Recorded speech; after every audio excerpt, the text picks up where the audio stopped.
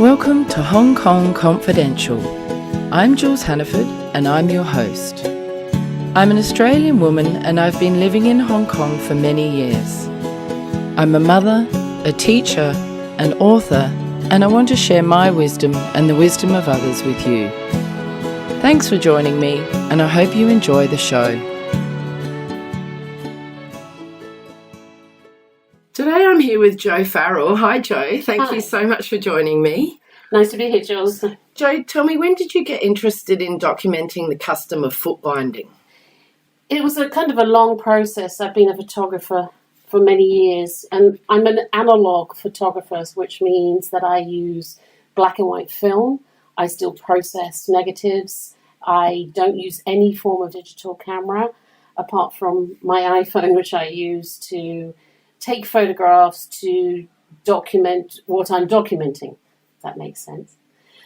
About 1998, I had moved to Hong Kong and I went to Beijing and I started walking around the hutongs, and they were up for demolition at that point, so around the Forbidden City, mainly south of the Forbidden City. And I realized I was fascinated by the destruction of it all, things disappearing in front of us. So I started photographing in the hutongs, and it's carried on since. In about 10 years ago, I had an exhibition in London which covered my work, which was from China and Tibet and Cuba. And I asked a very good friend of mine to critique my exhibition and my book that was produced in conjunction with that exhibition. And she very rightly said I needed to focus more, and that to make a project become more important or to work, you have to focus rather than being a jack of all trades and a master of none. So I decided as a woman what I needed to do was to focus on female traditions. I've been in and out of Hong Kong for the last 25 years or so. So my first thought was women in China with bound feet. I asked around, I asked many people, do you know of anyone with bound feet? And everyone said, no, this is a very, very old tradition. There is no one left alive. Until one day when I was in Shanghai, I was driving along and the driver turned around and said, I apologize, I was listening to your conversation and I overheard that you were looking for women with bound feet. My grandmother has bound feet. Wow. So it was the start of something I wasn't actually quite expecting. So now I had found the first woman. So in the May of 2005, I got a plane to Jinan in Shandong province. Was picked up by a car of a family friend to drive to this old lady's home. That was Zhang Yongying, who is been my main person and woman on this subject. And, well, it completely changed my life the day I met her, that I had all these preconceptions about bound feet. What were they, those preconceptions? Well, you think of bound feet. What are your... Well, after researching before you coming, my understanding is that it's quite torturous, that they were forced into it, that it really hindered their movement, that it made their life very difficult. But at the same time, it was a sign of status, it was a sign of beauty, which I didn't actually realise that part of it until I did the research. Yeah, very interesting. That's the main thing that they talk about. But then I unearthed more, obviously, that it was camera. But yeah, I went in thinking, I show a picture of one of my women with bound feet, and people go, oh, they cringe, they pull faces, they think it's barbaric, they think it's just ugly and unnecessary.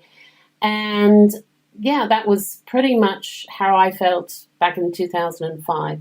I had first read about bound feet in the book Wild Swans by Jung, and that's partially how I knew about it. But I met Zhang Yongying, and she surprised me because within the first hour of meeting her, she started removing her shoes and socks. And I was like, we've only just met. Was she proud to show you? To an extent, we can talk more about that, but it wasn't anything to her. She's just like, all right, here's my feet, kind of thing. But I held her foot in my hand, and to this day, that was a pivotal moment because it suddenly made me realize how much she had suffered or gone through to achieve this beauty of her society. My life since then has changed because I've looked more and more into specifically women, as women are more likely to alter themselves, as why women alter themselves to be attainable or be accepted in their own society. So here was this ugly thing in my hand, and it was like a little sculpture. It was like an artwork. It was, wow, this is actually quite incredible. The lengths that this woman has gone to be accepted, to be of marriageable, to be considered good enough. And we all do that. So it's... Yeah, it still goes on in this day and age completely. With plastic surgery and all of the treatments that we all get. And this was just a different form of changing your body for beauty back in the day. Can you tell us a bit about the origins of the tradition of bound feet? Well, the origins are very shaky. To start with, China today, one of the main problems is they don't really like to talk about it. That's why a lot of the time I came to brick walls and people saying there's no one left alive, because it's considered a very old tradition and that not something China does now. The actual stories of how it started are kind of like fairy tales. No one really knows what the truth was. There is an emperor in the Song dynasty who apparently saw a shape of a fox that was dancing over lily pads. That's one story. Another story was an emperor had favored one of his concubines who had tiny feet and was possibly dancing on lily pads as well.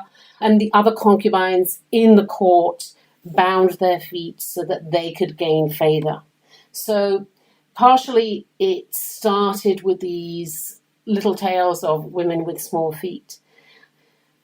It continued because of beliefs in China. There is a lot to do with Confucianism, how it controlled women, how there was what is known as filial piety, or kind of dominance, which is found in a lot of religions, that one must honor their father, their husband, and their son, and that you must follow the societal rules. And one way of controlling women at that time was that if you bound their feet, they couldn't stray far. They would do what was required or what you wanted. That if they had been through the whole process and, for torture of having their feet bound, and then they were less likely to complain about other things. So it was continued on, and from the Song dynasty until about 1911, when Sun Yat-sen actually banned it. It went on for about 10 centuries, didn't it? Yeah. Did it happen to women in all classes, or was it more of a higher class? All right, that's a good question. Now, most of the stories that you'll read, they will talk about, and a lot of Chinese people I speak to believe it's only the wealthy, the elite who did not have to work that had bound feet. But like any fashion or vogue, it transferred down through the ranks, the hierarchy, and all the women that I have documented are from rural areas who are peasant farmers. Because, as I mentioned, it was banned in 1911, but it continued on in the rural areas. So in the cities, from 1911 onwards, it was seen less and less and less, and they stopped it. But in the rural areas, it continued on until 1949, when Mao Zedong and the Red Army would actually come around and forcibly make them remove the bindings. And then this also included the Christian missionaries from Europe came in and discovered that this is what was happening in mainland China and thought, no, we need to put a stop to this. Oh, see, that's so interesting. I didn't know it continued till 1949, but that's why you're still finding women who are still alive that Completely, have had yes. it done. They're not, the majority of women now that I have documented or spoken to or photographed are between now the ages of 80 and 107. The oldest I have met is 107. No, have you? How amazing. It was quite actually amazing. I saw her again last June, about 9 months, and she didn't really talk much or move. She could still walk. She had quite an appetite. She sat there just eating. I was there. I was only with her for about half an hour, but I just wanted to check in with her to see how she was, and she just sat there eating the whole time. Brilliant. So there's a tip to life longevity is keep eating. Eating, exactly.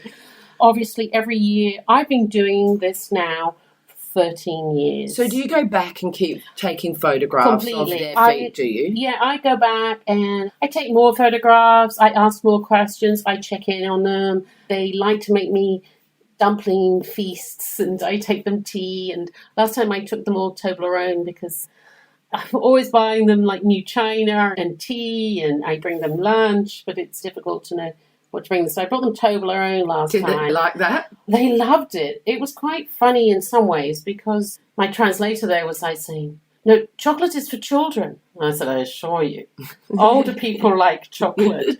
And so they did. Most of them, the husbands have already passed on.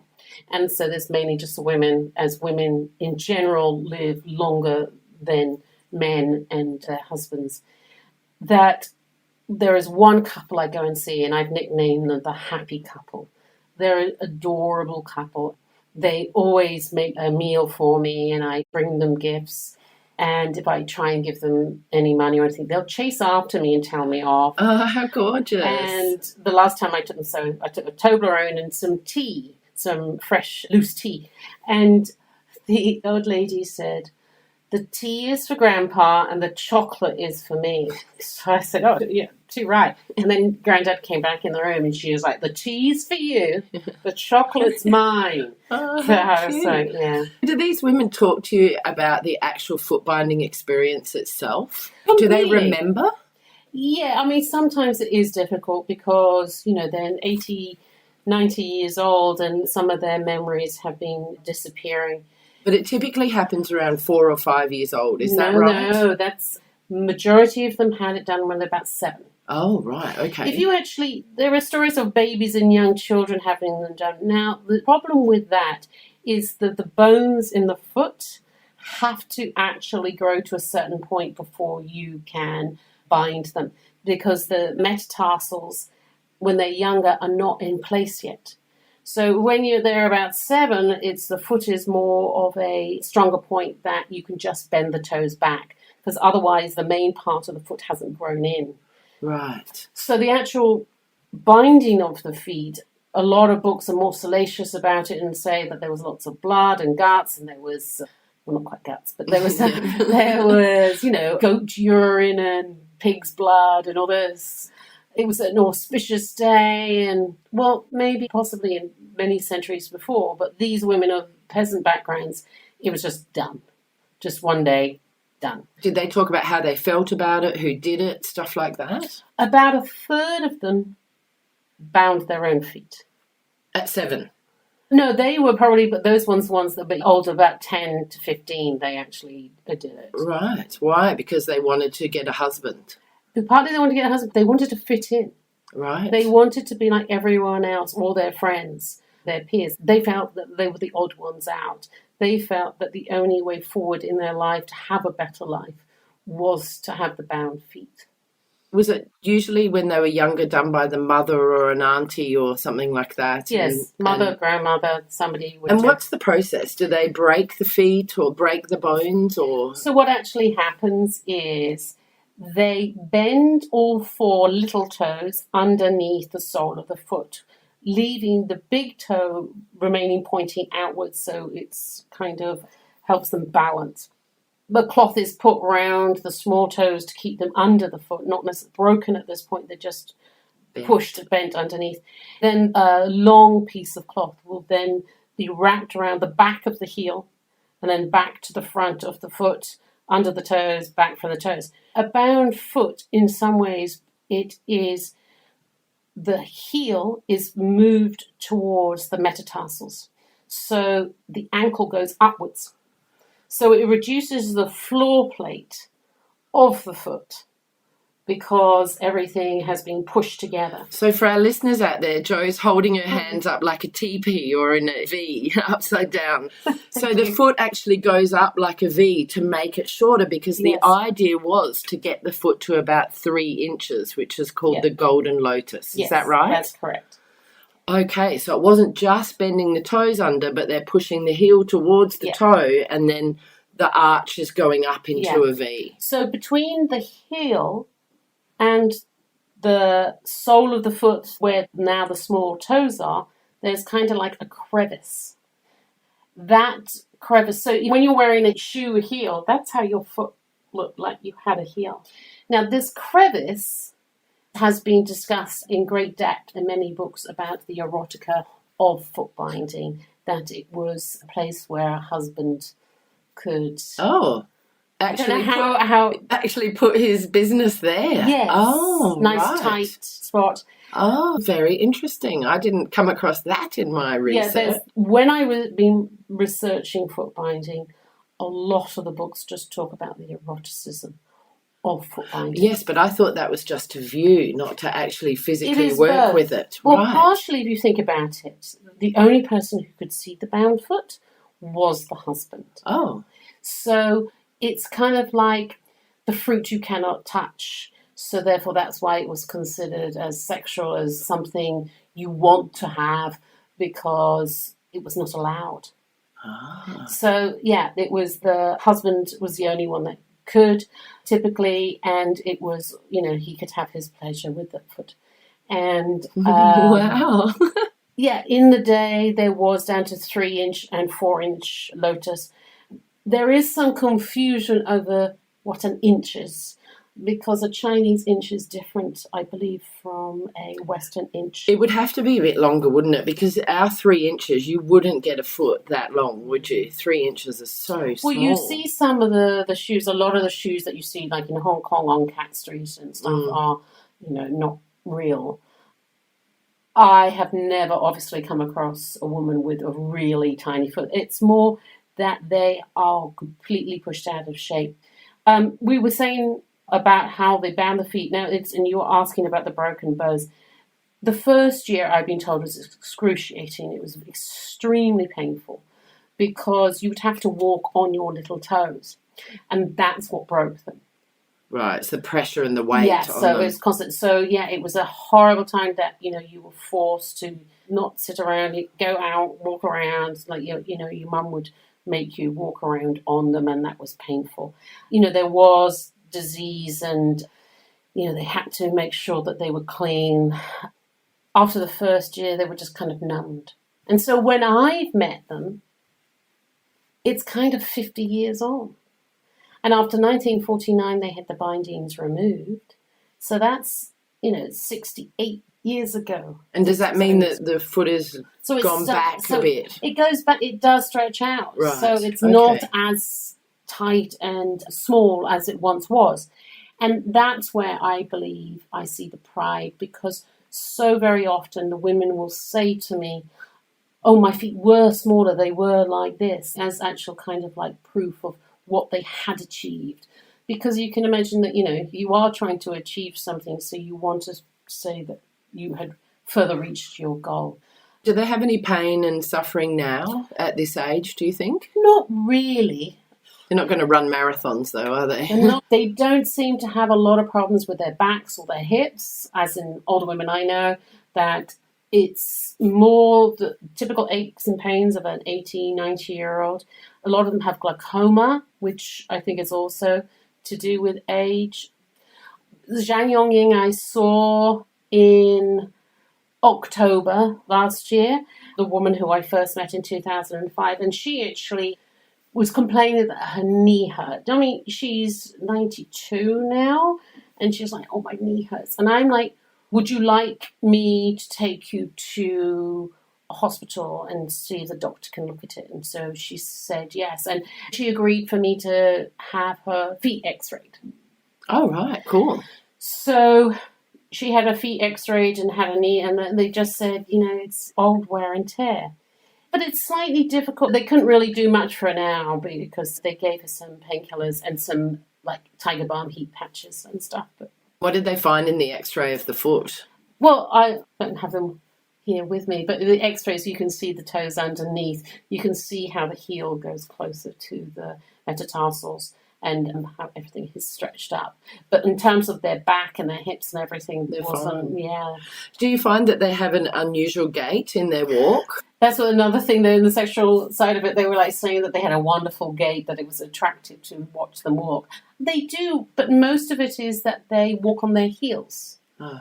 I have one video on YouTube which actually shows some of them walking, and I'm hoping to do another one for my exhibition in March that I'm hoping to put a video together so that it will be more of an educational experience of what these women are like. Do you document via video and photograph? Have you written any articles or any books or anything related to this issue? I don't do much video because it's very difficult to hold a camera and do a video at the same time, as well as the fact that I'm using film and there's only 12 shots on a roll, so I'm constantly changing rolls of film. What I have done is I've produced a book 3 years ago called Living History, The Bound Feet Women of China, which includes 50 stories of 50 different women. 50? So have you met 50 women with bound feet? I've now met over 50. So 3 years ago it was 50. But you used to say I go back and see the same women again, check in with them. But in June when I went back, I was looking for the 107-year-old woman and I couldn't find it. And I just wanted to check to see if she was still okay or anything had happened. And so I went to the village I had last seen her, and we were asking around, and then a person on the street said, "Oh, do you mean that woman over there?" And I'm like, "No. Who is she?" And so we go over and talk to her and actually find out that she's got bound feet and she's in her 80s. And then she tells me about 2 other women. So the reason I went back in November was October, was to photograph these 4 new women I'd found. Oh, great. In a village. And I then got to see the 107-year-old, so she was all right. But I also got to photograph the 95-year-old women and stuff. So it keeps going on. Every time I go back, I just seem to find a couple more. Do you feel like you're building a relationship and a friendship with these women? With some of them, like the Happy Couple or Zhang Yongying or Sushi Rong. Sushi Rong I've been going to since 2008. I met her. And her daughters make the most incredible dumplings. And I always love going to see her. Very sweet woman. And she, unfortunately, the last time I saw her was in June. I got there and she said, "You're very lucky to have found me." And I said, "Oh, why?" And she said, "Well, the government had bought her village to make flats for a new railway station. So they all had to move out within 24 hours of me when I was there. And they would move for 3 years and come back and live in flats. But it was going to be the end of the village life. So I sat there with them and I said, the 2 daughters and the son were there. And I said, "Were you all born here?" And they were like, "Yeah, we were. We were all in this house." So I was like, "So is this the last dumpling meal you'll make in the family home?" And they're like, "Yeah, it is." So we ended up all sitting around making these dumplings.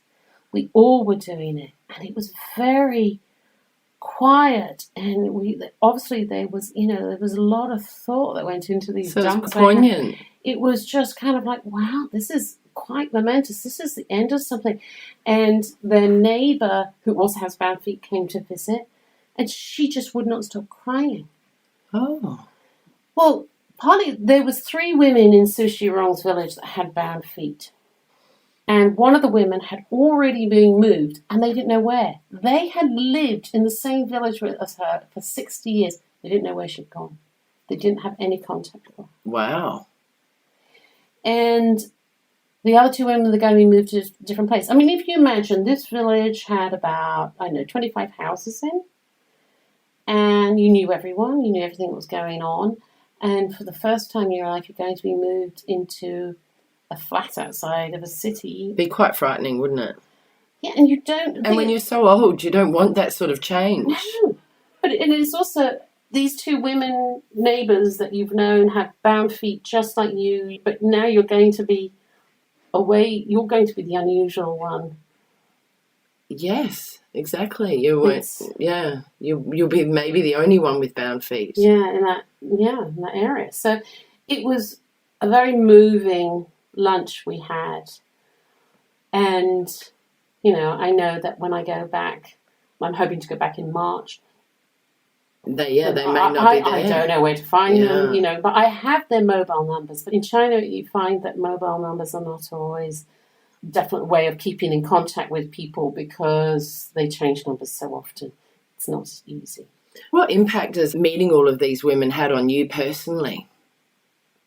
Well, as I said, when I first met Zhang Yongying, it completely changed my perspective and completely changed my life. After I met her and I had seen what she'd been through, it made me think a lot more about what women do to alter themselves, to be appreciated or accepted. And I realized that it was all my life I've had an issue with body image, and it brought a lot of that home to me, that we're supposed to fit into this mold, and it's very difficult to fit into this mold.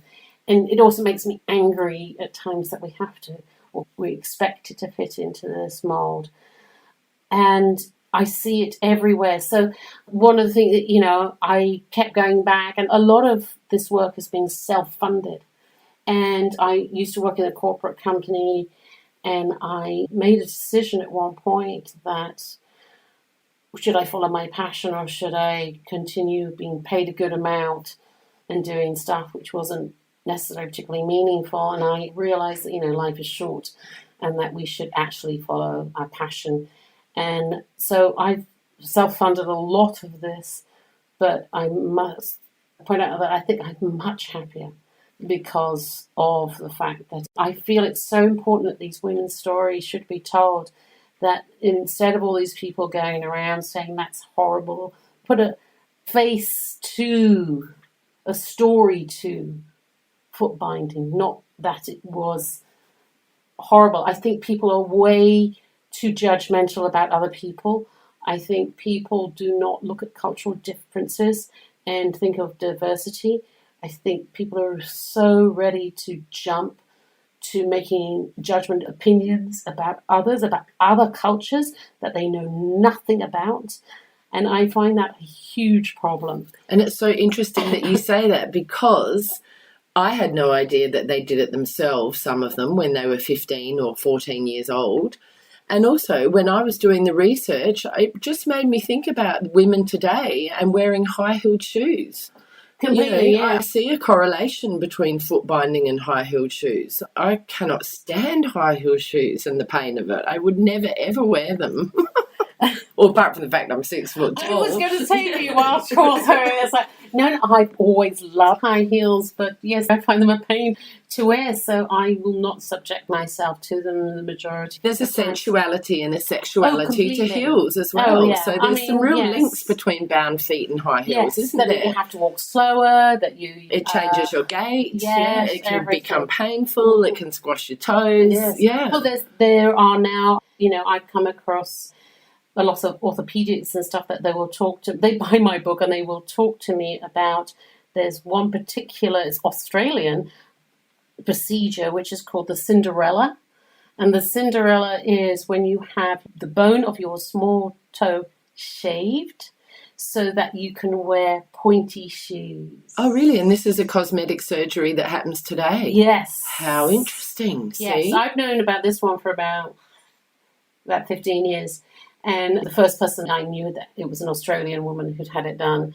And it was very difficult to find out actual information about it by Googling. And that the more that I've seen that orthopedic surgeons stuff will actually talk more about bunions and making feet look symmetrical. That's another big thing. Also having like Botox put in the... Really? Yes, in the pads of your feet so that you can wear high heels for longer, or in your heels. Yes. Oh my gosh, see, I didn't know any of this. Yeah, there's all sorts of stuff going on now that women can do with cosmetic surgery to enhance their feet or the ability to wear heels. Yeah. You see, my problem is I find it's getting out of hand. I don't think it should go much further. But, when they started talking about the thigh gap, I was like, this is insane. This is absolutely insane. A lot of thigh gap is down to genetics or malnutrition or, many diet, exercise, all kinds of things. But sometimes, it's not necessarily something you can control. It's just there. And I just thought you're just trying to make people more guilty for their imperfections, where in fact we should actually be embracing people for their differences rather than we all looking like a Barbie doll, which of course is also anatomically incorrect. But I started doing my lectures about 4 or 5 years ago, and I talked about different women's traditions, that what women will do. And it was at that point, through my research, I found out about vaginoplasty. I know, designer vaginas. Yes. Who would have thought? I know, and so when I discovered about vaginoplasty, I was horrified. I was like thinking, this is absolutely insane that we've got to this point in our society, in Western society, that we think that our vaginas are not good enough. When I was a teenager, when I was in my first relationship, I didn't even know what my vagina looked like, my own personal one. And I was just like, and I then saw a documentary that was made in the UK about vaginoplasty and about a lot of 18-year-old girls believing that they were not perfect enough because they felt that their genitals were not conforming to something.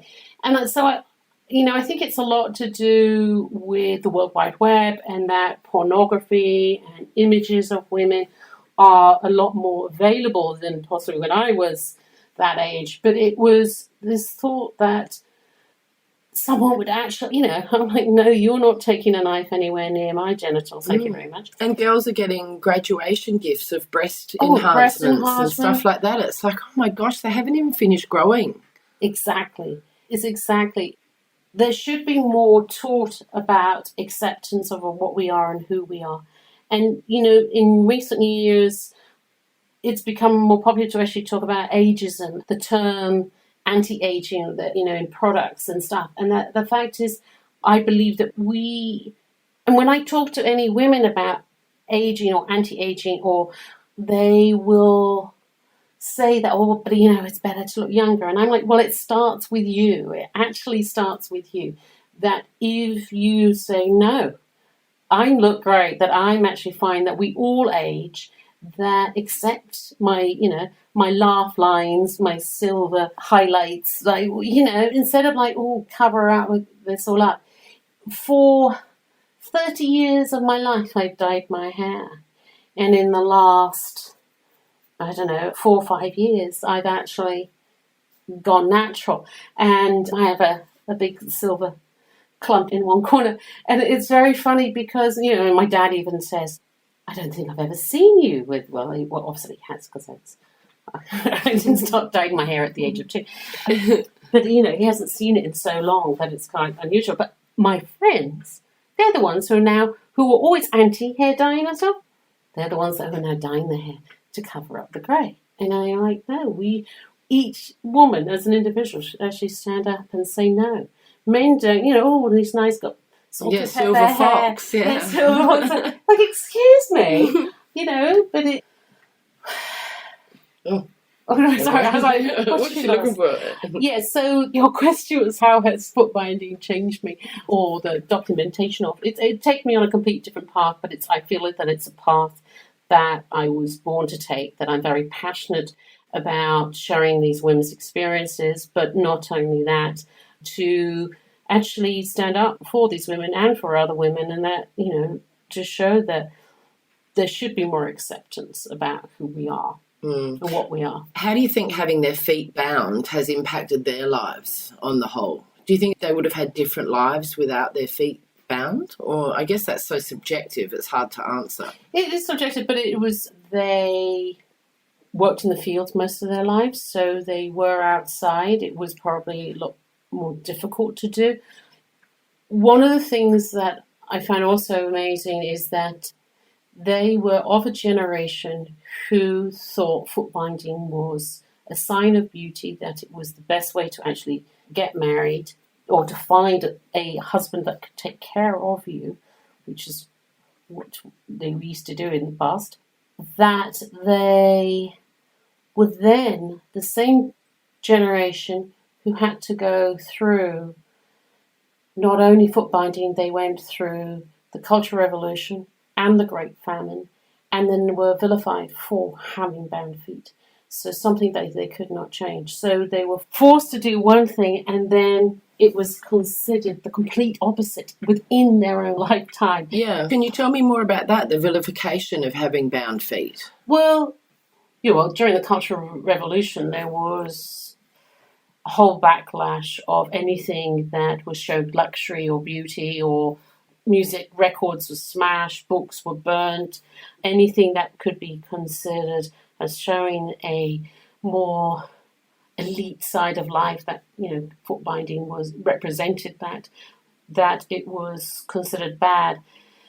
I know of the stories of the women that if found, they would have their bindings removed and they would be hung in the window of their house to shame them.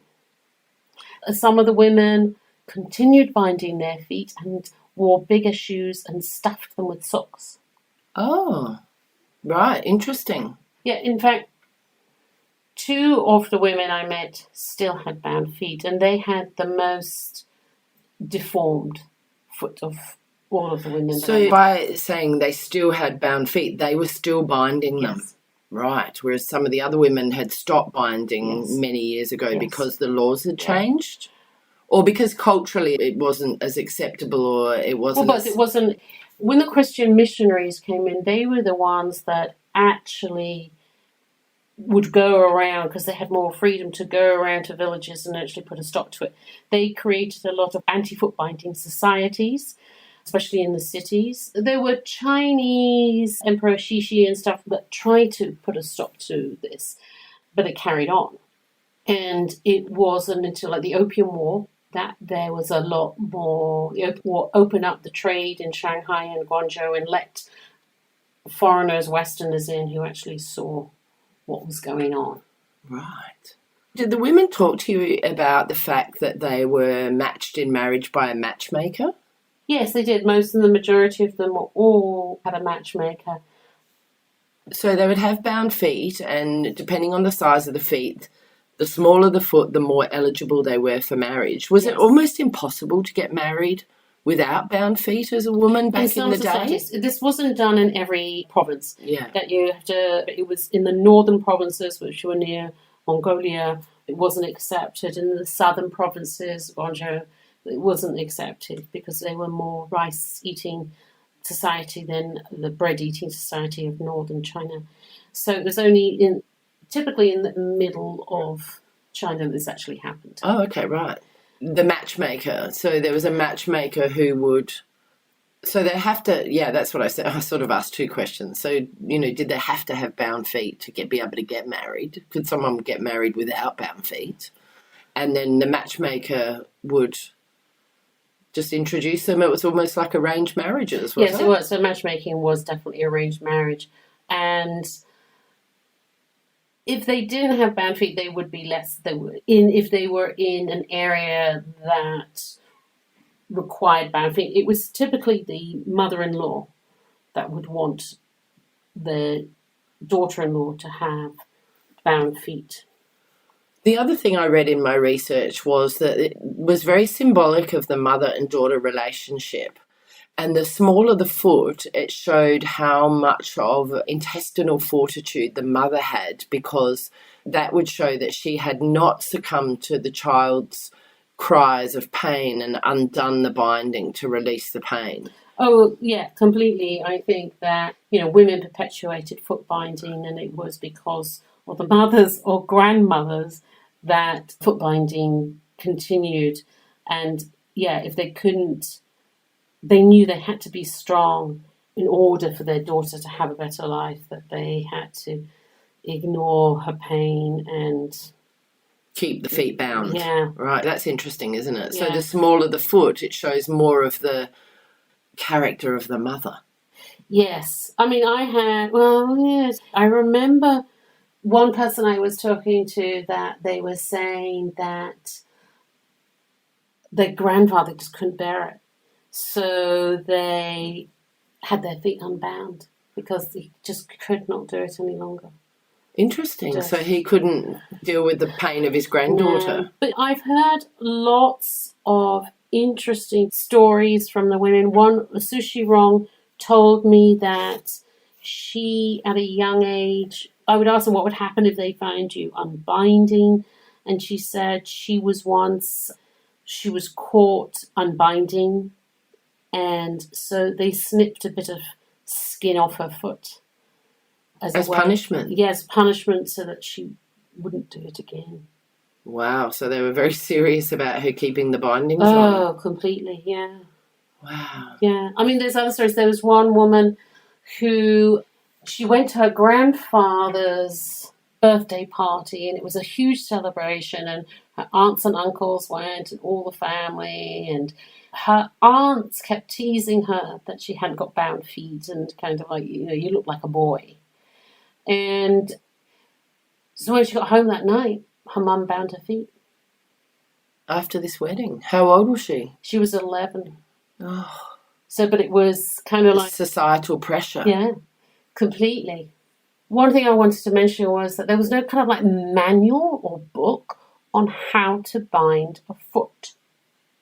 The majority of women that I've met were from peasant families, and the mothers just tried it. They didn't quite know what they were doing, and a lot of them just had the little toe squashed against the sole of their foot. It wasn't, but it's still... Right, it wasn't successful though. It wasn't the complete binding, it was a partial. It was, there's also partial binding out there. It's not necessarily that they have...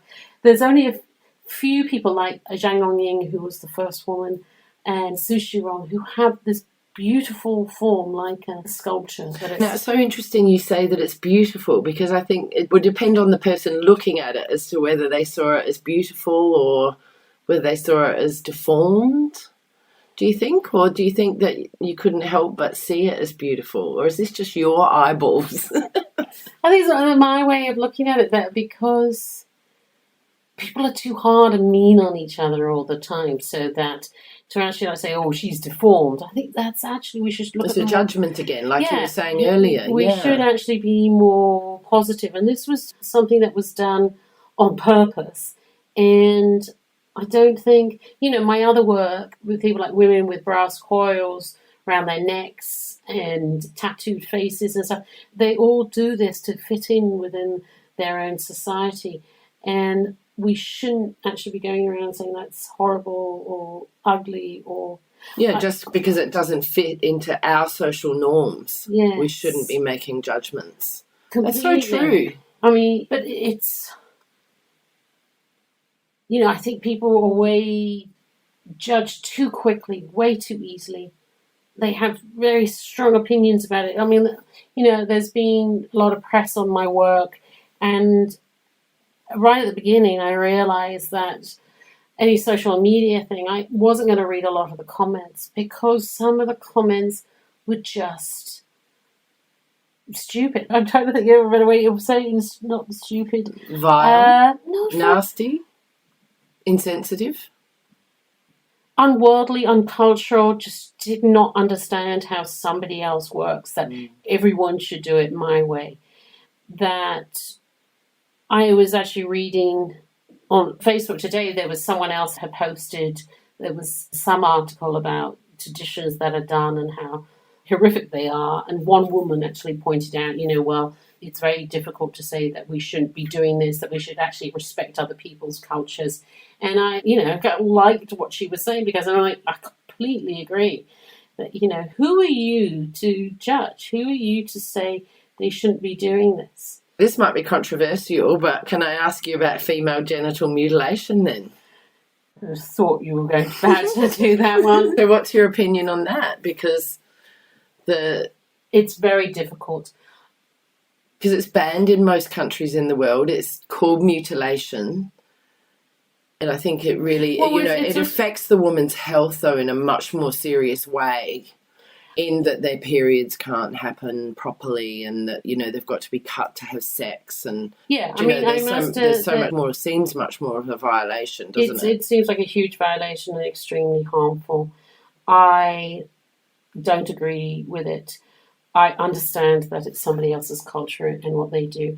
I was fascinated a couple of years ago reading an anthropologist had been with a indigenous tribe who was doing female genital mutilation, and said that it was actually perpetuated by the women and it's not the men, and that there's an uproar, social media uproar, about how could you say that a woman would do this to another woman. And I actually think it's completely true. It's, a lot of the things about the way a woman looks is they are more judgmental about how another woman will look than...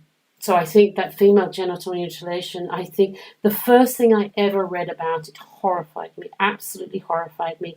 And it was a story... By Waris Diary? The Somalian model who escaped? No. It was before then. It was a story about the number of deaths of young girls who have this done, and some of the cutting is actually perforated like their bowels at the same time, and that kills them because they're getting... Oh, there's many ways they can die through it, yeah. Yeah, but it was just... I had read the stories about how then complicated sex is and how complicated childbirth is because of what has been done to them. And I just thought, this is just horrific, that I had never... But, there's me making a judgment about it, but that's... Well, let me ask you, did many women die from foot binding? Women did die, apparently. A lot of news stories will claim that thousands of girls died because of infections in their feet and stuff. But a lot of women die from breast implants. They die from... liposuction. Bottom... Yeah, butt implants. Butt implants. Yeah. There's... Yeah, that's so true. Especially when I'm talking to a Chinese group of people, I actually explain to them that, in Africa, there is a pill called the Yodi pill, which is a pill that is fed to chickens to increase their busts, their breasts of a chicken and the thighs of a chicken, so they get more meat. And women in Africa are now buying these Yodi pills so that they too can have a bigger bust and bigger thighs. Oh. So I said, Chinese people typically think that the petiteness of a Chinese woman is considered, the most attractive, where in fact, if you place them in Africa, they would not be seen as attractive at all. That's right. And look at Korea has the highest rate of plastic surgery of anywhere in the world, doesn't Completely, it? Yeah. I know there's one of the issues in China at the moment is that with the kind of new cash flow of credit, that a lot of people are using credit to travel to Korea and have plastic surgery, cosmetic surgery done. And it's, the number one cosmetic surgery in China is double eyelids surgery. And so you're saying, in America, there was the breast augmentation is kind of given for graduations and stuff. Well, in China, it's the double eyelid. Right. It's such a shame, isn't it, that women all over the world are just making all of these changes to their bodies, and I think really deep down it doesn't make them happy. Quite often, having these changes doesn't really solve that inner turmoil or that part, fill that void that's missing. It's often quite deeper than the beauty. Completely, but it's also that young girls are, brought up to believe what is pretty and beautiful. And I just bought a whole load of stuff to take to Myanmar next week for these orphans. And I found all these kind of little box shorts and, brilliant. They got Spider-Man and Superman and stuff on. And somebody said to me, well, those are all for boys. I'm like, they're 5. Yeah. Why can't a girl have Superman? I know, there's a whole new podcast on gender roles. There's so much going on. It's just like, they are going to grow within, 6 months. It doesn't matter. Yeah. And they'll probably just be so thrilled to have something new and exciting. When I was a kid, one of my favourite toys was G.I. Joe. He had stubble and a scar. I loved him. Jo, when you do your work, you work in black and white all the time. Do you think that has a greater impact on the image or the audience response to your work? I hope so. I think so. I sometimes think I see in black and white. It's more about details, shape, form, where the light is coming from. That I think that colour can distract so often. That one of the things I started doing about 15, 20 years ago was, I remember going to see one exhibition in San Francisco, and it was all of these photographs of Tibet and the Dalai Lama and stuff. And, I went, a friend was like saying, oh, that's a great piece. And I was like, okay, take out the colour. Look at it. If that had no colour, it would say nothing. It would actually say nothing. And I prefer a photograph that is more there's more depth to it, that there's like a story, or you want to know more, or you're trying to figure out what the photographer was looking at, rather than you look at a photograph and, yeah, that's pretty. I suppose it's, oh God, it's controversial. No, it's like kind of like, it's a bit like, I cannot stand like pretty girls that I'm like, women who are, and men who are constantly taking selfies. I mean, what is it about taking a selfie? Do you love yourself that much? Or do you hate yourself that much?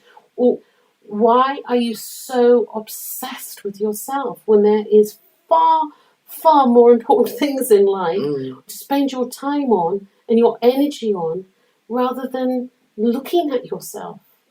And if people actually got out into the community and did stuff for others and gave back to the community, it would actually help them feel a lot better about themselves than getting stuck in social media and taking selfies and spending a load of money on cosmetics and cosmetic surgery. Oh, completely. But people can't work this out until they're like our age. One of my translators in China, she was, at the time, she was about 20, 21, and she was obsessed with taking selfies. We would be walking in a village and she'd be clicking away, kind of looking at herself, making a pose.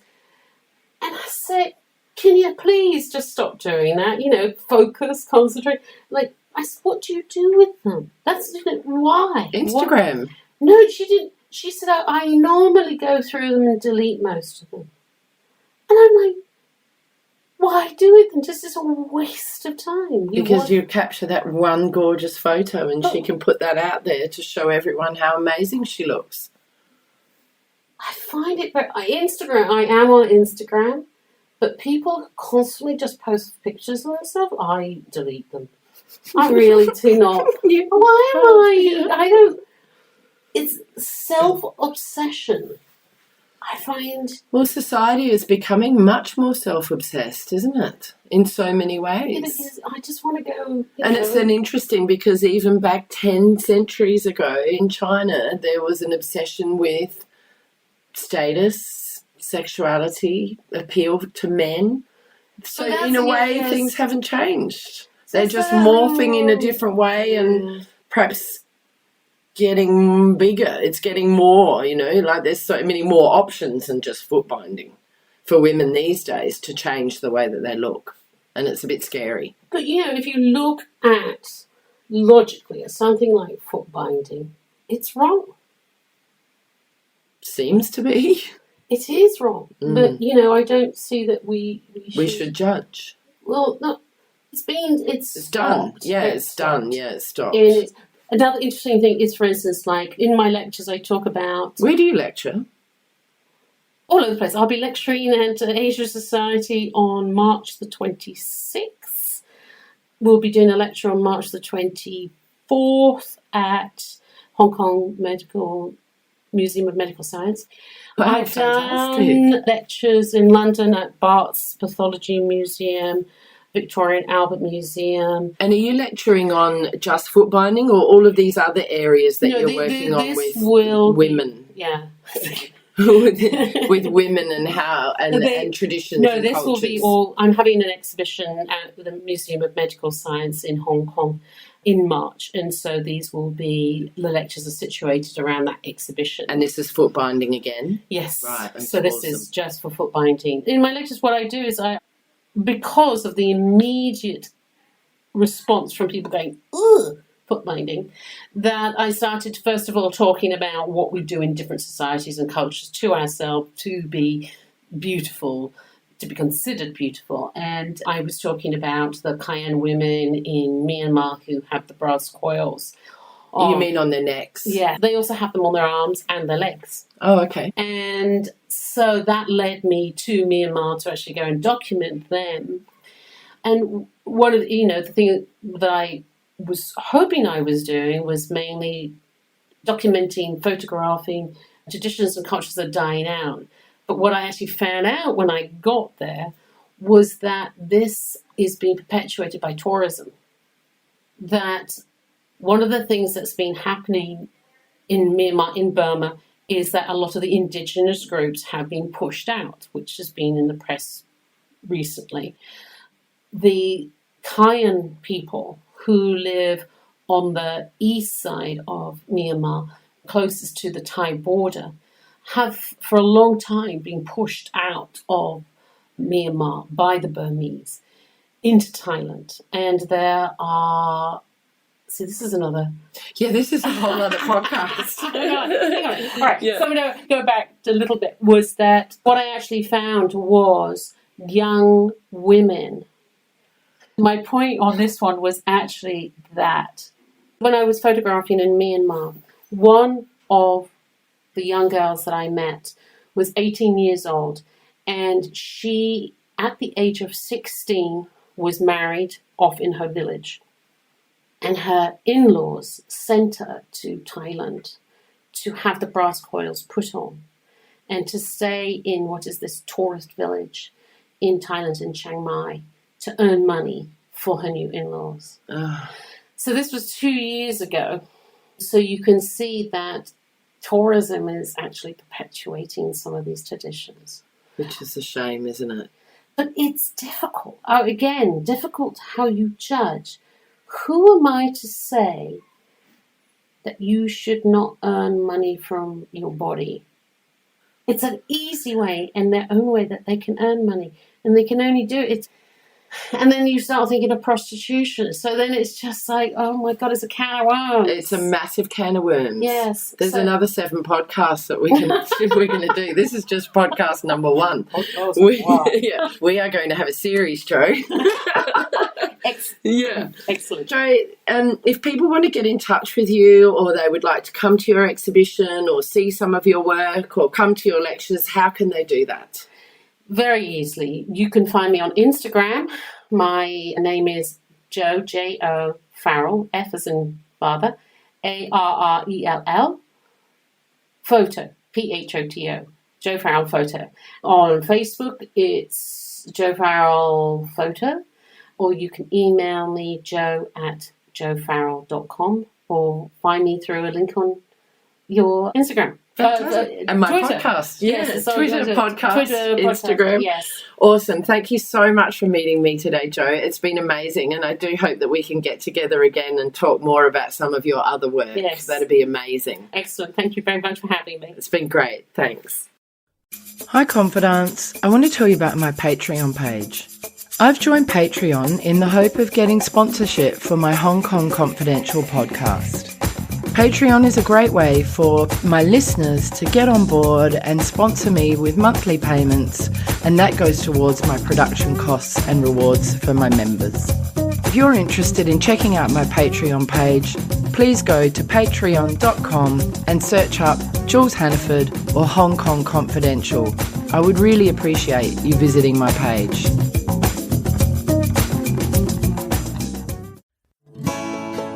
So that brings us to the end of another Hong Kong Confidential podcast. I'm Jules Hannaford. Thanks for joining me, and I hope you'll be with me again next week. If you enjoyed today's podcast, please can you go to iTunes to rate and review it. I would really appreciate your feedback. You can email me at jules@hongkongconfidential.net, and you can find me on Facebook and Instagram at Hong Kong Confidential. If you'd like to hit me up on Twitter, it's at Jules Hannaford. I would love to hear from you.